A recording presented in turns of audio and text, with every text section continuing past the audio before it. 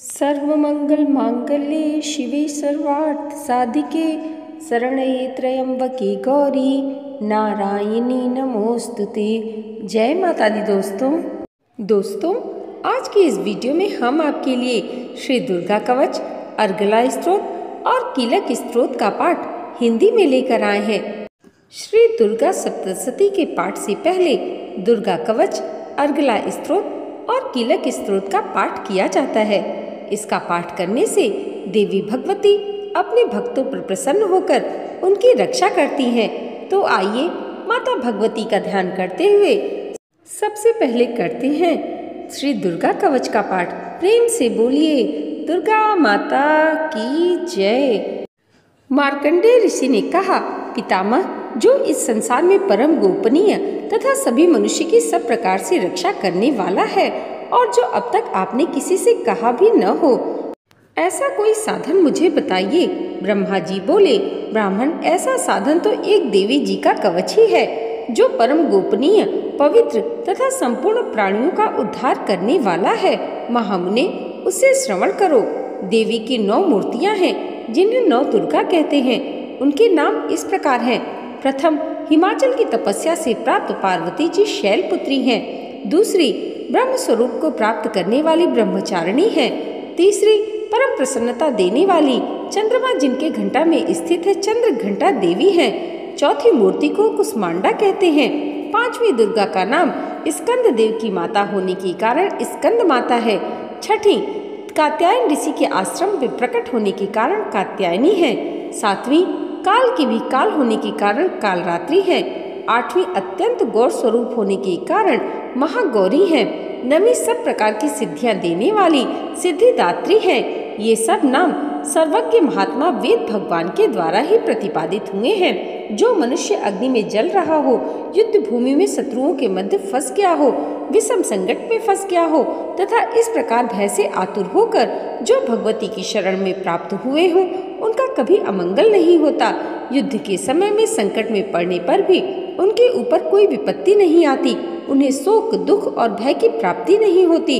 जिन्होंने भक्ति पूर्वक देवी का स्मरण किया है, उनका निश्चय ही अभ्युदय होता है। देवेश्वरी, जो तुम्हारा चिंतन करते हैं, उनकी तुम निसंदेह रक्षा करती हो। चामुंडा देवी प्रेत पर आरूढ़ होती हैं। वाराही भैंसे पर सवार करती हैं। इंद्री का वाहन ऐरावत है। वैष्णवी देवी गरुड़ पर ही आसन जमाती हैं। माहेश्वरी वृषभ पर आरूढ़ होती हैं। कौमारी का वाहन मयूर है।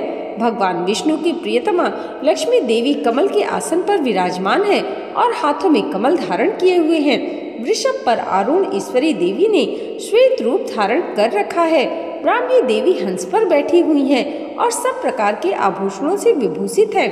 इस प्रकार ये सभी माताएं सब प्रकार की योग शक्तियों से संपन्न हैं। इनके सिवा और भी बहुत सी देवियां हैं जो अनेक प्रकार के आभूषणों की शोभा से युक्त है तथा नाना प्रकार के रत्नों से सुशोभित है।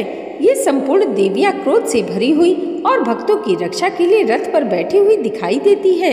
ये शंख, चक्र, गदा, शक्ति, हल और मुसल, खेटक और तोमर, परशुपास, कुंद और त्रिशूल, ये उत्तम साग, धनुष आदि अस्त्र शस्त्र अपने हाथों में धारण करती हैं। दैत्यों के शरीर का नाश करना, भक्तों को अभय दान देना इस शस्त्र धारण का उद्देश्य है।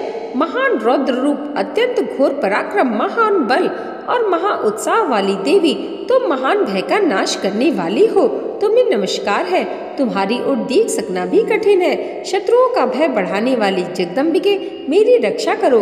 पूर्व दिशा में इंद्र शक्ति मेरी रक्षा करे। अग्निकोण में अग्नि शक्ति मेरी रक्षा करे। दक्षिण दिशा में वाराही तथा नैऋत्य कोण में खंग धारण करने वाली खंग धारिणी मेरी रक्षा करें। पश्चिम दिशा में वारुणी और वायव्य कोण में मृग पर सवारी करने वाली देवी मेरी रक्षा करें। उत्तर दिशा में कौमारी और ईशान कोण में शूलधारिणी रक्षा करें। ब्राह्मणी, तुम ऊपर की ओर से मेरी रक्षा करो और वैष्णवी देवी नीचे की ओर से मेरी रक्षा करो। इस प्रकार शव का वाहन करने वाली चामुंडा देवी 10 दिशाओं में मेरी रक्षा करें। जया आगे से और विजया पीछे की ओर से मेरी रक्षा करें। वाम भाग में अंजिता और दक्षिण भाग में अपराजिता रक्षा करें। उद्योतिनी शिखा की रक्षा करें। उमा मेरे मस्तक पर विराजमान होकर रक्षा करें। ललाट में मालाधारी रक्षा करें। यशस्विनी मेरे भौहों का संरक्षण करें। भौहों के मध्य भाग में त्रिनेत्रा और नथुनों की यमघंटा देवी रक्षा करें। दोनों नेत्रों के मध्य भाग में शंखिनी और कानों में द्वारवासिनी रक्षा करें। कालिका देवी कपोलों की तथा भगवती सांकरी कानों के मूल की रक्षा करें। नासिका में सुगंधा और ऊपर के होठ में चर्चिका देवी रक्षा करें। नीचे के होठ में अमृतकला तथा जिह्वा में सरस्वती देवी रक्षा करें। कौमारी दांतों की और चंडिका कंठ प्रदेश की रक्षा करें। चित्र घंटा गले की घंटी और महामाया तालु में रहकर रक्षा करें। कामाक्षी ठोडी की और सर्वमंगला मेरी वाणी की रक्षा करें। भद्रकाली ग्रीवा में और धनुर्धरी पृष्ठ वंश में रहकर रक्षा करें। कंठ के बाहरी भाग में नीलग्रीवा और कंठ की नली में नलकुबरी रक्षा करें। दोनों कंधों में खंगिनी और मेरे दोनों भुजाओं की वज्रधारिणी रक्षा करें। दोनों हाथों में दंडनी और अंगुलियों में अंबिका रक्षा करें। शूलेश्वरी नखों की रक्षा करें। कुलेश्वरी कुक्ष में रहकर रक्षा करें। महादेवी दोनों स्तनों की और शोक विनाशिनी देवी मन की रक्षा करें। ललिता देवी हृदय में और शूलधारिणी उदर में रहकर रक्षा करें। नाभि में कामिनी और गुहा भाग की गुहेश्वरी रक्षा करें। पूतना और कामिका लिंग की और महिष वाहिनी गुदा की रक्षा करें। भगवती कटी भाग में और विंध्यवासिनी घुटनों की रक्षा करें। संपूर्ण कामनाओं को देने वाली महाबला देवी दोनों पिंडलियों की रक्षा करें। नारसिंह के दोनों खुड्डियों की और तेजसी देवी दोनों चरणों के पृष्ठभाग की रक्षा करें। श्री देवी पैरों की उंगलियों में और तलवासिनी पैरों के तालुओं में रहकर रक्षा करें। अपने दाढ़ों के कारण भयंकर दिखाई देने वाली दृष्टा कराली देवी नखों की और उधा केसनी देवी केशों की रक्षा करें। रोमावलियों के छिद्रों में कौबेरी और त्वचा की वागीश्वरी रक्षा करें। पार्वती देवी रक्त मज्जा वसा मांस हड्डी और मेद की रक्षा करें। आंतों की कालरात्रि और पित्त की मुकुटेश्वरी रक्षा करें। मूलाधार आदि कमल कोशों में पद्मावती देवी और कफ में चूड़ामणि देवी स्थित होकर रक्षा करें। नख के तेज की ज्वालामुखी रक्षा करें, जिसका किसी भी अस्त्र से भेदन नहीं हो सकता है। वह अभेद्या देवी शरीर की समस्त संधियों में रहकर रक्षा करें। ब्राह्मणी आप मेरी वीर की रक्षा करें। क्षत्रेश्वरी छाया की तथा धर्म धारिणी देवी मेरे अहंकार मन और बुद्धि की रक्षा करें। हाथ में वज्र धारण करने वाली वज्रहस्ता देवी मेरे प्राण अपान व्यान उदान और समान वायु की रक्षा करें। कल्याण से शोभित होने वाली भगवती कल्याण शोभना मेरे प्राण की रक्षा करें। रस रूप गंध इस शब्द और स्पर्श इन विषयों का अनुभव करते समय योगिनी देवी रक्षा करें तथा सत्वगुण रजोगुण और तमोगुण की रक्षा सदा नारायणी देवी करें। वाराही आयु की रक्षा करें। वैष्णवी धर्म की रक्षा करें तथा चक्रणी चक्र धारण करने वाली देवी यश कीर्ति लक्ष्मी धन तथा विद्या की रक्षा करें। इंद्राणी आप मेरे गोत्र की रक्षा करें। चंडिके तुम मेरे पशुओं की रक्षा करो। महालक्ष्मी पुत्रों की रक्षा करें और भैरवी पत्नी की रक्षा करें। मेरे पद की सुपथा तथा मार्ग की क्षेम करें रक्षा करें। राजा के दरबार में महालक्ष्मी रक्षा करें तथा सब ओर व्याप्त रहने वाली विजया देवी संपूर्ण भयों से मेरी रक्षा करें। देवी जो स्थान कवच में नहीं कहा गया है रक्षा से रहित है, वह सब तुम्हारे द्वारा सुरक्षित हो, क्योंकि तुम विजयशालिनी और पाप नाशिनी हो। यदि अपने शरीर का भला चाहे तो मनुष्य बिना कवच के कहीं एक पग भी ना जाए। कवच का पाठ करके ही यात्रा करें। कवच के द्वारा सब ओर से सुरक्षित मनुष्य जहाँ जहाँ भी जाता है वहाँ वहाँ उसे धन का लाभ होता है तथा संपूर्ण कामनाओं की सिद्धिदायक विजय प्राप्त होती है। वह जिस जिस अभिष्ट वस्तु का चिंतन करता है उसको निश्चित ही प्राप्त कर लेता है। वह पुरुष इस पृथ्वी पर तुलना रहित महान ऐश्वर्य का भागी होता है। कवच से सुरक्षित मनुष्य निर्भय हो जाता है। युद्ध में उसकी पराजय नहीं होती तथा वह तीनों लोकों में पूजनीय होता है। देवी का यह कवच देवताओं के लिए भी दुर्लभ है। जो प्रतिदिन नियम पूर्वक तीनों संध्याओं के समय श्रद्धा के साथ इसका पाठ करता है उसे दैवी कला प्राप्त होती है तथा वह तीनों लोकों में कहीं भी पराजित नहीं होता। इतना ही नहीं, वह अब मृत्यु रहित हो 100 से अधिक वर्षों तक जीवित रहता है। मकरी चेचक और कोढ़ आदि उसकी संपूर्ण व्याधियां नष्ट हो जाती हैं। कनेर भांग अफीम धतूरे आदि के स्थावर विष सांप और बिच्छू आदि के काटने से चढ़ा हुआ जंगम विष तथा अहिफेन और तेल के संयोग आदि से बनने वाला कृत्रिम विष ये सभी प्रकार के विष दूर हो जाते हैं, उनका कोई असर नहीं होता। इस पृथ्वी पर मारण मोहनादि जितने अभिचारिक प्रयोग होते हैं तथा इस प्रकार के मंत्र यंत्र होते हैं, वे सब इस कवच को हृदय में धारण कर लेने पर उस मनुष्य को देखते ही नष्ट हो जाते हैं। यही नहीं, पृथ्वी पर विचरने वाले ग्राम देवता, आकाशचारी देव, विशेष जल के संबंध से प्रकट होने वाले गण, उपदेश मात्र से सिद्ध होने वाले निम्न कोटि के देवता, अपने जन्म के साथ प्रकट होने वाले देवता, कुल देवता, माला, डाकिनी, शाकिनी, अंतरिक्ष में विचरण करने वाले अत्यंत बलवती भयानक डाकिनियां, ग्रह, भूत, पिशाच, यक्ष, गंधर्व, राक्षस, ब्रह्म राक्षस, बैताल, कुष्मांड और भैरव आदि अनिष्टकारक देवता भी हृदय में कवच धारण किए रहने पर उस मनुष्य को देखते ही भाग जाते हैं। कवचधारी पुरुष को राजा से सम्मान वृद्धि प्राप्त होती है। यह कवच मनुष्य के तेज की वृद्धि करने वाला और उत्तम है। कवच का पाठ करने वाला पुरुष अपनी कीर्ति से विभूषित भूतल पर अपनी सुयश से साथ साथ वृद्धि को प्राप्त होता है। जो पहले कवच का पाठ करके उसके बाद सप्तशती चंडी का पाठ करता है, उसकी जब तक वन, पर्वत और काननों सहित पृथ्वी टिकी रहती है, तब तक यहाँ पुत्र, पौत्रों आदि संतान परंपरा बनी रहती है। देह का अंत होने पर वह पुरुष भगवती महामाया के प्रसाद से नित्य परम पद को प्राप्त होता है, जो देवताओं के लिए भी दुर्लभ है। वह सुंदर दिव्य रूप धारण करता और कल्याण शिव के साथ आनंद का भागी होता है। इति देव्या कवचम संपूर्णम। प्रेम से बोलिए दुर्गा माता की जय। अगला स्तोत्र प्रारंभ होता है। मार्कंडेय ऋषि कहते हैं, जयंती, मंगला काली, भद्रकाली, कपालिनी, दुर्गा, क्षमा, शिवा, धात्री, स्वाहा और स्वधा, इन नामों से प्रसिद्ध देवी तुम्हें मैं नमस्कार करता हूँ। हे देवी, संपूर्ण प्राणियों की पीड़ा हरने वाली तथा सब में व्याप्त रहने वाली देवी, तुम्हारी जय हो। काल रात्रि तुम्हें नमस्कार है। मधु तथा कैटव दैत्यों का दलन करने वाली, ब्रह्मा जी को वर देने वाली देवी, तुम्हें नमस्कार हो। तुम मुझे रूप दो, जय दो, यश दो, काम क्रोधादि शत्रुओं का नाश करो। महिषासुर का नाश करने वाली तथा भक्तों को सुख देने वाली देवी, तुम्हें नमस्कार हो। तुम मुझे सुंदर रूप दो, जय दो, यश दो, काम क्रोधादि शत्रुओं का नाश करो। हे रक्त बीज का वध करने वाली, हे चंड मुंड असुरों का विनाश करने वाली देवी, तुम मुझे रूप दो, जय दो, यश दो, काम क्रोधादि शत्रुओं का नाश करो। हे शुंभ, निशुंभ तथा धूम्राक्ष नामक दैत्यों का मद मर्दन करने वाली देवी चंडिके, मुझको रूप दो, जय दो, यश दो, काम क्रोधादि शत्रुओं का नाश करो। हे पूजित युगल चरण वाली देवी, हे संपूर्ण सौभाग्य प्रदान करने वाली देवी, तुम रूप दो, जय दो, यश दो, काम क्रोधादि शत्रुओं का नाश करो। हे देवी, तुम्हारे रूप और चरित्र अमिट है, तुम सब शत्रुओं का नाश करने वाली हो। मुझे रूप दो, जय दो, यश दो, काम क्रोधादि शत्रुओं का नाश करो। पापों को दूर करने वाली चंडिके, इस संसार में जो भक्ति से तुम्हारा पूजन करते हैं, उनको तुम रूप तथा विजय और यश दो तथा उनके शत्रुओं का नाश करो।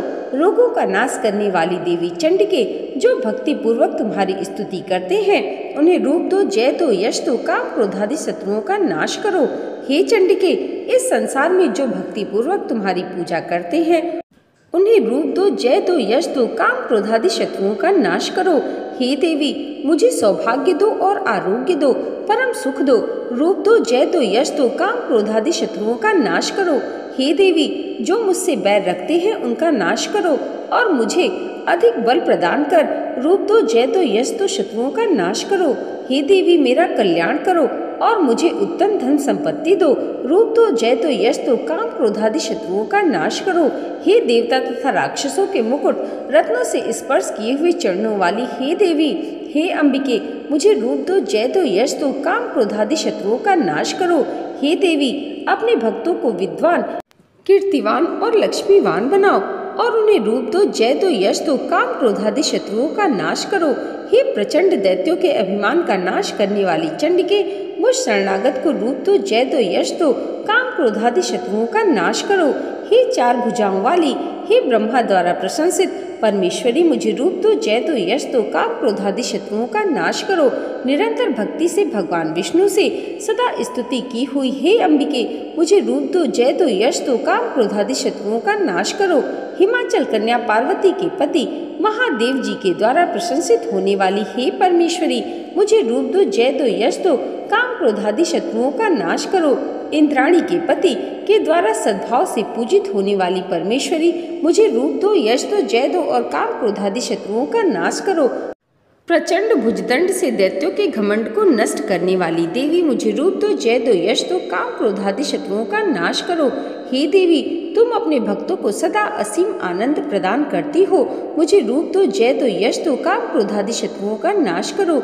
हे देवी, मेरी इच्छा अनुसार चलने वाली सुंदर स्त्री मुझे प्रदान करो, जो कि संसार सागर से तारने वाली तथा उत्तम कुल में उत्पन्न हुई हो। जो मनुष्य पहले इस स्तोत्र का पाठ करता है और फिर सप्तशती रूपी महास्तोत्र का पाठ करता है, वह सप्तशती की जप संख्या के समान श्रेष्ठ फल को प्राप्त होता है और इसके साथ ही उसे प्रचुर धन भी प्राप्त होता है। इति श्री मार्कंडेय पुराणे अर्गला स्तोत्रम संपूर्णम। प्रेम से बोलिए दुर्गा माता की जय। कीलक स्तोत्र प्रारंभ होता है। चंडिका देवी को नमस्कार है। मार्कंडेय ऋषि कहते हैं, विशुद्ध ज्ञान ही जिनका शरीर है, तीनों वेद ही जिनके 3 दिव्य नेत्र हैं, जो कल्याण प्राप्ति के हेतु हैं तथा अपने मस्तक पर अर्धचंद्र का मुकुट धारण करते हैं, उन भगवान शिव को नमस्कार है। मंत्रों का जो अभिकीलक है, अर्थात मंत्रों की सिद्धि में विघ्न उपस्थित करने वाले साप रूपी कीलक का जो निवारण करने वाला है, उस सप्तशती स्तोत्र को संपूर्ण रूप से जानना चाहिए। यद्यपि सप्तशती के अतिरिक्त अन्य मंत्रों के जप में भी जो निरंतर लगा रहता है, वह भी कल्याण का भागी होता है। उसके भी उच्चाटन आदि कर्म सिद्ध होते हैं तथा उसे भी समस्त दुर्लभ वस्तुओं की प्राप्ति हो जाती है। तथापि जो अन्य मंत्रों का जप न करके केवल इस सप्तशती नामक स्तोत्र से ही देवी की स्तुति करते हैं, उन्हें स्तुति मात्र से ही सच्चिदानंद स्वरूपिणी देवी सिद्ध हो जाती हैं। उन्हें अपने कार्य की सिद्धि के लिए मंत्र, औषधि तथा अन्य किसी साधन के उपयोग की आवश्यकता नहीं रहती। बिना जप के ही उनके उच्चाटन आदि समस्त अविचारिक कर्म सिद्ध हो जाते हैं। इतना ही नहीं, उनकी संपूर्ण अभिष्ट वस्तुएं भी सिद्ध होती हैं। लोगों के मन में यह शंका थी कि जब केवल सप्तशती की उपासना से अथवा सप्तशती को छोड़ के अन्य मंत्रों की उपासना से भी समान रूप से सब कार्य सिद्ध होते हैं, तब इनमें श्रेष्ठ कौन सा साधन है। लोगों की इस आशंका को सामने रखकर भगवान शंकर ने अपने पास आए हुए जिज्ञासुओं को समझाया कि यह सप्तशती नामक संपूर्ण स्तोत्र ही सर्वश्रेष्ठ एवं कल्याणमय है। तदंतर भगवती चंडिका के सप्तशती नामक स्तोत्र को महादेव जी ने गुप्त कर दिया। सप्तशती के पाठ से जो पुण्य प्राप्त होता है, उसकी कभी समाप्ति नहीं होती, किंतु अन्य मंत्रों के जप से उत्पन्न पुण्य की समाप्ति हो जाती है। अतः भगवान शिव ने अन्य मंत्रों की अपेक्षा जो सप्तशती की ही श्रेष्ठता का निर्णय किया, उसे यथार्थ ही जानना चाहिए।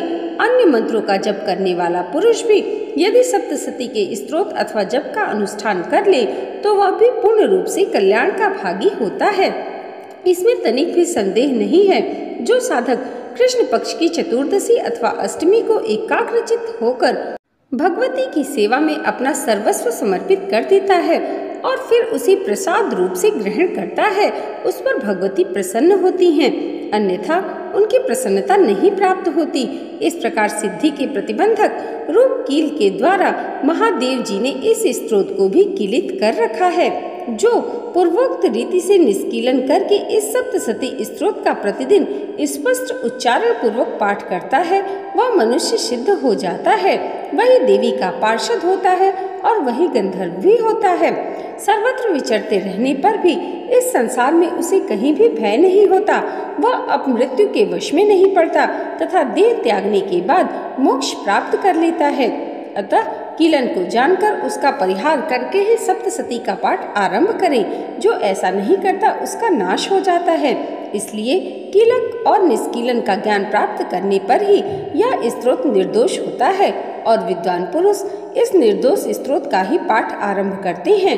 स्त्रियों में जो कुछ भी सौभाग्य आदि दृष्टिगोचर होता है, वह सब देवी के प्रसाद का ही फल है। अतः इस कल्याण में स्तोत्र का सदा जप करते रहना चाहिए। इस स्तोत्र का मंद स्वर से पाठ करने पर अल्प फल की प्राप्ति होती है और उच्च स्वर से पाठ करने पर पूर्ण फल की प्राप्ति होती है। अतः उच्च स्वर से ही इसका पाठ आरंभ करना चाहिए। जिनके प्रसाद से ऐश्वर्य, सौभाग्य, आरोग्य, संपत्ति, शत्रुनाश तथा परम मोक्ष की भी सिद्धि होती है, उस कल्याणमयी जगदम्बा की स्तुति मनुष्य क्यों नहीं करते। इति कीलक स्तोत्रम संपूर्णम। प्रेम से बोलिए दुर्गा माता की जय। दोस्तों, आज की ये वीडियो अगर आपको अच्छी लगी हो तो कमेंट बॉक्स में जय माता दी जरूर लिखिएगा और इसे लाइक और हमारे चैनल पर पहली बार आए हैं तो सब्सक्राइब करना मत भूलिएगा। माँ भगवती की कृपा आप सबके जीवन पर सदैव ऐसे ही बनी रहे, इसी मंगल कामना के साथ मिलते हैं अगले वीडियो में। तब तक के लिए जय माता दी, जय श्री हरि।